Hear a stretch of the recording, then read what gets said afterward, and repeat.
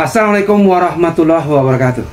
Bertemu kembali dengan saya, Mr. Herbo. Ya, baik, kali ini kita akan melanjutkan video pembelajaran kita yang sahabat Indonesia bisa temukan dengan mudah dalam playlist urgensi pendidikan masyarakat, gitu ya. Jadi sudah disatukan dalam satu playlist sehingga mudah mengikuti rangkaian video pembelajaran ini dari yang pertama, kedua, dan seterusnya.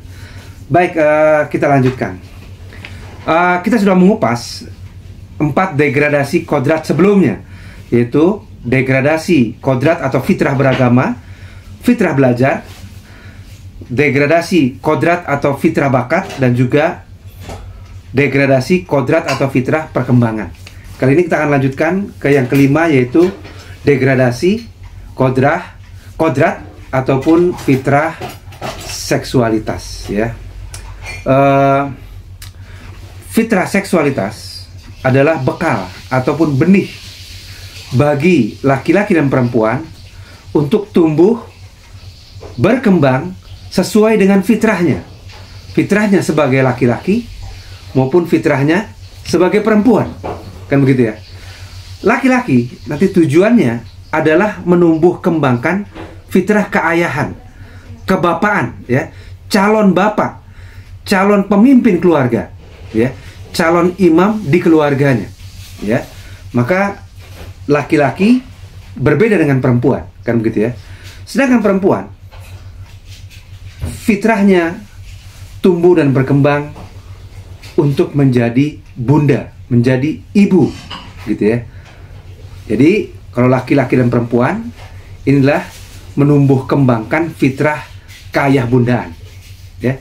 Namun hari ini kita melihat banyak degradasi ataupun penyimpangan fitrah, sehingga bahkan disebutkan dalam istilah khusus, yaitu LGBT misalnya, ya, kumpulan dari perilaku-perilaku yang merupakan penyimpangan dari fitrah kelaki-lakian dan juga fitrah perempuan, ya, fitrah keayahan dan fitrah kebundaan, ya. Anak lahir dengan fitrah, ya, dengan sunatullah untuk menjadi atau membangun keluarga-keluarga yang terdiri dari laki dan perempuan yang dinamakan suami atau istri. Tentunya masing-masing harus tumbuh fitrah seksualitasnya, ya.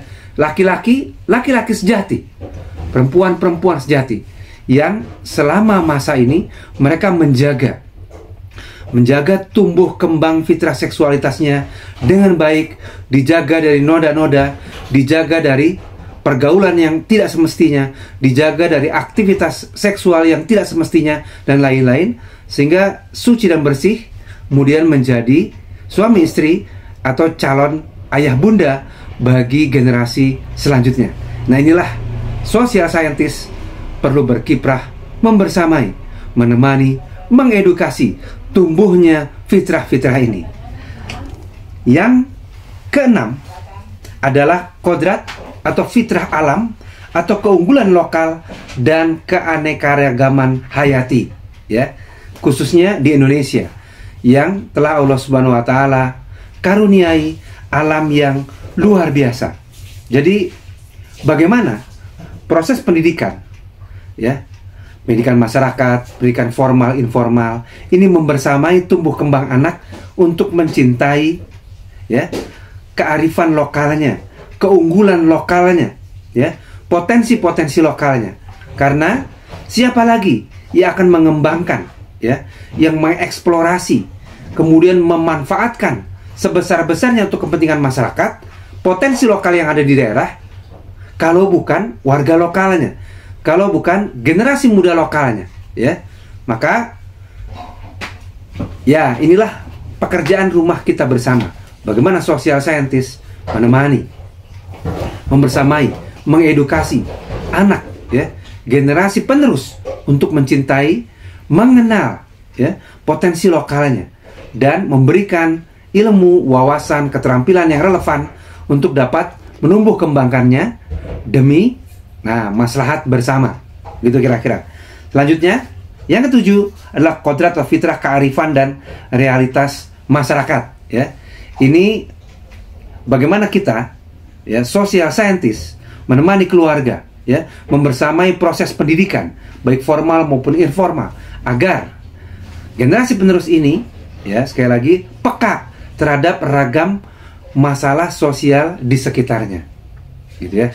Jika ada bangunan atau aktivitas belajar di SMP, di SMA, di perguruan tinggi, bagaimana ini semakin peka, ya, terhadap situasi di sekitarnya, begitu ya. Situasi masalah sosial khususnya di sekitarnya. Jadi bagaimana menghasilkan generasi penerus, ya, generasi muda yang mampu, punya wawasan, punya keterampilan, punya keinginan untuk menyelesaikan masalah sosial, kemudian memenuhi kebutuhan sosial, dan juga mengembangkan potensi sosial. Ini potensi sudah Allah Subhanahu wa Ta'ala sediakan banyak di Indonesia. Masalah adalah sesuatu yang timbul ketika barangkali, nah ya, kebijakannya kurang pas, ya, aktivitas-aktivitasnya tidak disertai dengan analisa yang baik dan lain-lain. Masalah, ya, potensi tidak dikelola dengan baik sehingga berpotensi merugikan anggota masyarakat tersebut. Maka proses pendidikan atau social scientist membersamai mereka menjadi aktor-aktor sosial untuk mengubah mindset, mengubah perilaku, mengenali potensi lokal, ya, mencegah masalah sosial itu terjadi. Ini dia tugas pendidikan selanjutnya, ya. Jadi sekali lagi, keluarga-keluarga seyogianya dapat dibekali, dibersamai untuk mencegah masalah-masalah sosial terjadi. Dengan apa? Dengan pendidikan yang mumpuni, ya, dengan wawasan yang baik, sehingga mereka mampu membedakan mana yang bisa dikembangkan dan mana yang berpotensi menimbulkan masalah kelak di kemudian hari. Terakhir, fitrah atau kodrat zaman, ya, dinamika modernisasi, globalisasi terus mengalir, terus membesar, ya, terus terjadi, dan lain-lain. Sebagai contoh di bidang teknologi, maka bagaimana social scientist membersamai keluarga-keluarga, generasi penerus, generasi muda untuk aktif menjadi subjek dari teknologi dan bukan menjadi objek penderita, objek yang hanya pasrah mengikuti rangkaian perkembangan teknologi tersebut, bahkan menjadi korban, ya, dari perkembangan teknologi, korban game online, ya, korban banyak media sosial yang hanya digunakan untuk pamer, untuk flexing, ya, untuk hal-hal yang tidak bermanfaat, untuk hal-hal yang berpotensi malah merugikan dirinya sendiri, atau terlibat dalam judi online, suatu yang sangat buruk, ya. Maka hadirnya atau kemajuan teknologi adalah keniscayaan, namun social scientist hadir untuk memberikan edukasi, wawasan, literasi, bagaimana kita menjadi subjek yang mengendalikan, yang memanfaatkan sebaik-baiknya untuk maslahat diri dan keluarga dan lingkungan sosial terdekat, bukan menjadi korban, ya. Hadir teknologi baru, hadir aplikasi baru, kemudian kita hanya menjadi korban, hanya menjadi objek yang konsumtif saja terhadap perkembangan tersebut. Ini memerlukan proses edukasi berkelanjutan.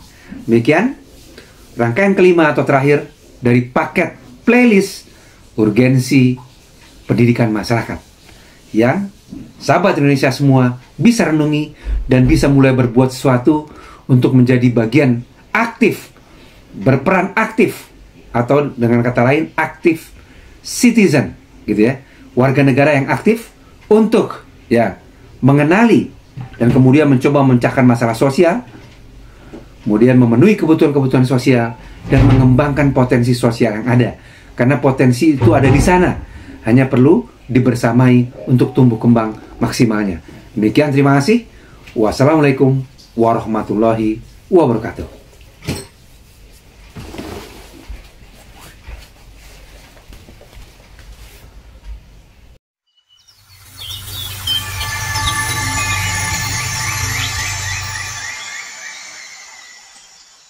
What?